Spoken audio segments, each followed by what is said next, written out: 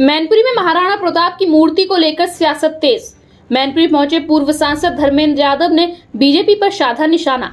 आपको बता दें, मैनपुरी में रोड शो के बाद महाराणा प्रताप की मूर्ति पर चढ़ने एवं अभद्र टिप्पणी एवं एक जाति के विरुद्ध गाली गलौज करने को लेकर अब मैनपुरी में सियासत तेज हो गई है, जिसको लेकर आज बदायूं के पूर्व सांसद धर्मेंद्र यादव मैनपुरी जिला कार्यालय पहुंचे, जहां वे मीडिया से रूबरू हुए। उन्होंने मीडिया के माध्यम से भारतीय जनता पार्टी के प्रत्याशी जयवीर सिंह के अलावा प्रधानमंत्री मुख्यमंत्री पर भी जमकर निशाना साधा। उन्होंने कहा, भारतीय जनता पार्टी लोकतंत्र को समाप्त करना चाह रही है। आज हमारा संविधान खतरे में है, उसे बचाने की जरूरत है। मैनपुरी का इतिहास रहा है कि जब भी भारतीय जनता पार्टी के लोगों ने मैनपुरी के मतदाताओं को छेड़ने की कोशिश की है तो उसका खामियाजा भारतीय जनता पार्टी को उठाना पड़ा है। प्रेस वार्ता के दौरान और क्या कुछ कहते नजर आए पूर्व सांसद धर्मेंद्र यादव, आइए हम आपको इस खबर के जरिए सुनवाते हैं।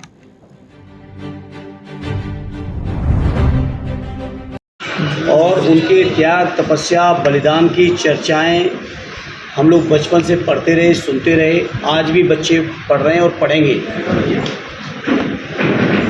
उन जैसे महापुरुष के सम्मान में ही आदरणीय अखिलेश यादव जी ने अपने मुख्यमंत्री कार्यकाल में रहते हुए सार्वजनिक अवकाश घोषित किया था उनकी जयंती को, जिसको वर्तमान सरकार और उसके मुख्यमंत्री, जिनको कई लोगों ने उपनाम पदनाम भी दे रखे हैं, उन्होंने ख़त्म किया। तो बीजेपी की मानसिकता से अंदाज लग सकता है कि वो महाराणा प्रताप जी को कितना सम्मान देते थे।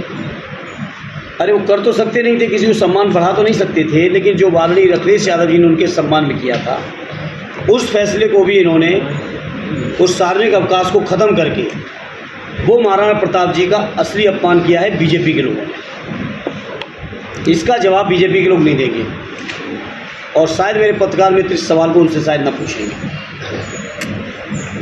जिस तरह से देखने को मिला है कि आगामी भी चुनाव जो जितने भी हैं, बीजेपी ऐसा ही षड्यंत्र रचने का काम। देखिए, अब बीजेपी की सच्चाई को जनता जान चुकी है, जनता मान चुकी है, जनता देख चुकी है।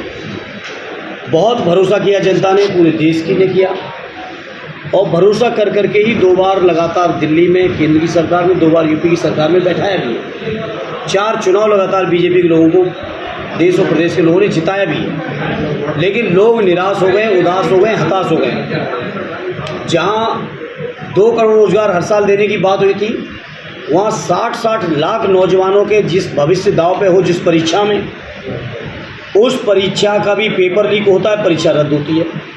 7 साल के वर्तमान उत्तर प्रदेश की सरकार के कार्यकाल में 13 से ज़्यादा परीक्षाओं के पेपर लीक हो चुके हैं, पेपर रद्द हो चुके हैं। उत्तर प्रदेश का नौजवान आज बेरोजगारी से निराश हो गया है, उदास है, हताश है। और यही कारण है कि नौजवान अब तो बेरोजगार बारात यात्रा तक निकालने लगे। किसान निराश हैं। बहुत मोदी जी ने वादे किए थे, बीजेपी ने विश्वास दिलाया था कि हर साल उनकी आमदनी को दूना करेंगे। दूना छोड़िए, लागत नहीं निकल रही है। साड़ों से अलग लोग परेशान हैं। रात भर सर्दी गर्मी बरसात में लोग खेती किसानी में रात भर सो रहे हैं, अपने घरों में नहीं सो पा रहे हैं। महंगाई चरम पे है। मध्यम वर्ग से लेके गरीब वर्ग के लोगों के लिए महंगाई की स्थिति आपको पता है।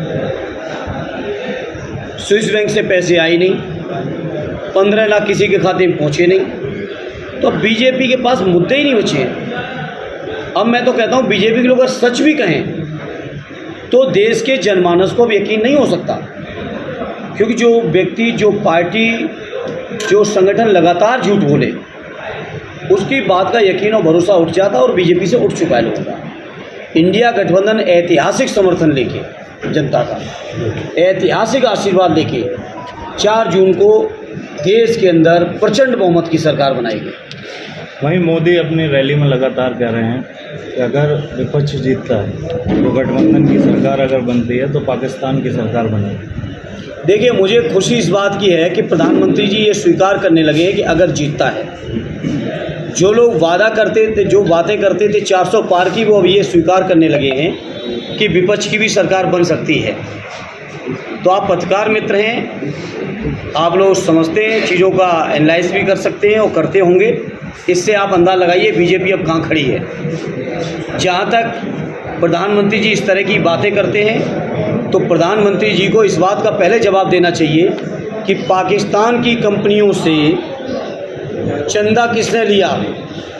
क्या किसी विपक्ष की पार्टी ने लिया आज तक? और भारतीय जनता पार्टी पाकिस्तान की कंपनियों से इलेक्टोरल बॉन्ड के माध्यम से चंदा भी उठा रहे हैं और इस तरह की बातें कर रहे हैं। और फिर मैं कहूँगा प्रधानमंत्री जी से और पूरे बीजेपी के लोगों से, विपक्ष की हर पार्टी का अपनी कुर्बानियाँ हैं देश के बनाने में, राष्ट्रीय आंदोलन में, राष्ट्र के निर्माण में।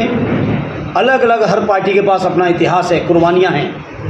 भाजपा के पास गिनाने के लिए कुछ भी नहीं है।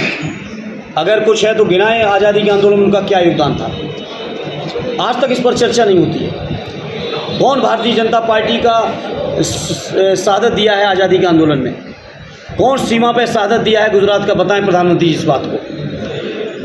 केवल चूँकि आप बड़े पद पे हैं, आपको तो कम से कम इस तरह की बेबुनियाद बातें नहीं करनी चाहिए। वही ठाकुर जयवीर सिंह का कहना है कि जो है महाराणा प्रताप अंग्रेजों से लड़े थे, क्या बात सही है? देखिए, जयवीर सिंह जी क्या कह रहे हैं, उनका संतुलन डिस्टर्ब है। आप और मैनपुरी के सब लोग जानते हैं कि वो चुनाव नहीं लड़ना चाहते थे, उनकी पार्टी ने जबरदस्ती चुनाव लड़ाया। क्या ये सच नहीं? क्या आप नहीं जानते हो?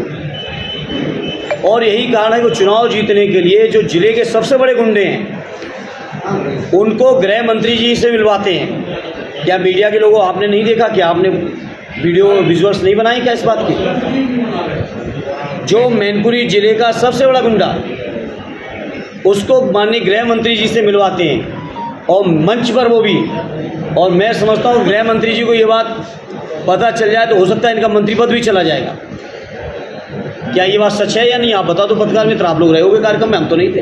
हम तो आप ही सबके माध्यम से देखे, ये सच है या नहीं बता दो, मैं आपसे पूछ रहा हूँ। आज बताओ पत्रकार मित्रों, पहले मेरी बात का भी जवाब दो। आप लोग हर बात का मैं जवाब देता हूँ। क्या ये सच है या नहीं है?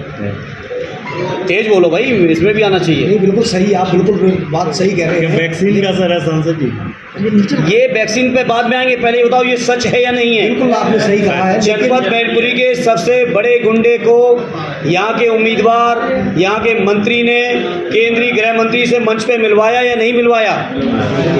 क्या इसके विजुअल आप सबके पास नहीं है? मुझे खुशी है कम से कम पत्रकार मित्र इस बात को स्वीकार कर रहे हैं। आप सोचिए किस नियत से चुनाव लड़ रहे हो। आज भोपाल के बाद जो ना समाजवादियों पर हमेशा जो ना सत्ता पक्ष के दबाव में उनको गिरफ्तार किया जा रहा है, सर इस संबंध में क्या कहेंगे?